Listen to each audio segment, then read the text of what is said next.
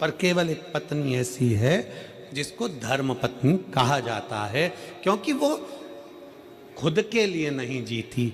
एक माँ, एक स्त्री, एक बहन, एक बेटी, एक नारी, एक बहू, एक सास, जितनी बैठी हैं यहाँ पर मेरी जीजियाँ, जो स्त्रियाँ यहाँ पर बैठी हैं, जो नारियाँ यहाँ बैठी हैं, जो माताएं कथा श्रवण कर रही हैं, इन सब का जीवन देखिए, ये अपने लिए नहीं जीती। अगर व्रत भी करती है तो पति की लंबी उम्र के लिए, बच्चों की उन्नति के लिए करती है। अपना घर छोड़कर, अपने बाबुल का, अपने पिता का घर छोड़कर ससुराल में चली जाती है, और ससुराल में भी आधा इधर आधा उधर सोचती है मेरा ये भी घर है, मेरा वो भी घर है।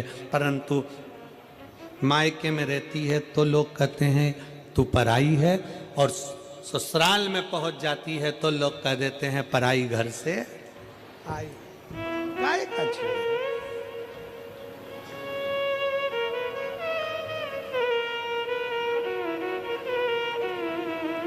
खुद के लिए नहीं जीती, स्वयं के लिए नहीं जीती। वो पूरा जीवन उसने अपने परिवार को दिया है, पूरे परिवार,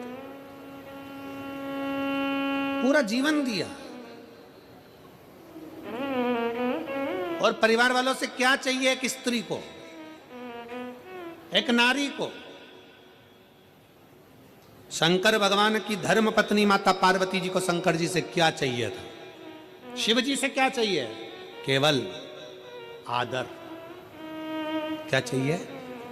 सम्मान, आदर।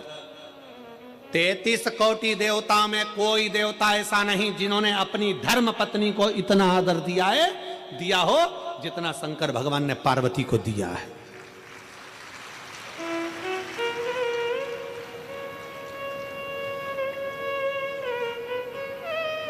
कौन से देवता जिनकी पत्नी चली गई और वो रोए हों?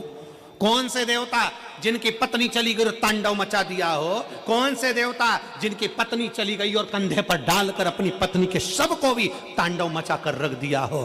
कितना प्रेम करते थे शंकर सती से कि कंधे पर शव डालकर उसका तांडव मचा कर रख दिया, और अपनी पत्नी को ऐसे समाप्त नहीं होने दिया। शक्तिपीठ के रूप में आज भी भारत में विद्यमान कर रख दिया।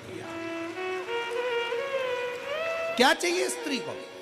स्त्री तुम्हारे लिए जीती है, काम तुम्हारे लिए करती है, पूरा घर तुम्हारे लिए संभालती है, बच्चों को बड़ा तुम्हारे लिए करती है, परिवार को संजो कर चलती है। एक नारी को चाहिए क्या? केवल एक पुरुष के द्वारा, चाहे पति हो, पिता हो, जेठ हो, देवर हो, बेटा हो, चाहे घर का नाती पंती हो, चाहे जमाई हो, चाहे दामाद हो, एक स्त्री को केवल सम्मान चाहिए, आदर चाहिए, आदर की वाणी चाहिए, सम्मान के शब्द चाहिए, उसे और कुछ नहीं चाहिए। सम्मान। 33 कोटि देवता में, देवताओं ने भले अपने पास में अपनी देवियों को बिठाया होगा, अपने पास बिठाया होगा। आप देखिए, माता लक्ष्मी भगवान नारायण के पास में है, उनके चरणों में है। ब्रह्माणी जी के पास में है, राम जी के पास में सीता हैं, कृष्ण कन्हैया के पास में राधा जी हैं, सब देवता के पास में सारी देवियां हैं, उनके नजदीक में है। केवल एक शंकर भगवान है जो अपनी पत्नी को अपने पास में नहीं, अपने से ऊंचे बिठाते हैं। इसलिए शंकर के मंदिर में पार्वती का स्थान ऊंचा होता है। शिव जी से ऊंचा पार्वती का स्थान है। उज्जैन चले जाओ, महाकाल बाबा जमीन पर विराजमान है और पार्वती मैया ऊंचे स्थान पर। सोमनाथ चले जाओ, माता पार्वती ऊंचे स्थान पर बैठी हैं। आप ओमकारेश्वर चले जाओ, माता पार्वती ऊंचे स्थान पर बैठी हैं। शंकर भगवान के मंदिर में पार्वती मैया का स्थान ऊंचा है, क्योंकि शंकर भगवान अपनी पार्वती को ऊंचे स्थान पर रखते हैं, आदर देते हैं, सम्मान देते हैं। और जिस घर में नारी का सम्मान होता है उस घर में कभी बरकत की कमी नहीं होती। इसलिए पार्वती मैया को शंकर भगवान ने सम्मान दिया तो उनके घर में रिद्धि भी आई, उनके घर में सिद्धि भी आई और उनके घर में बुद्धि भी आई। अगर जहां नारी का सम्मान होता है वहां रिद्धि सिद्धि बुद्धि तीनों आती है।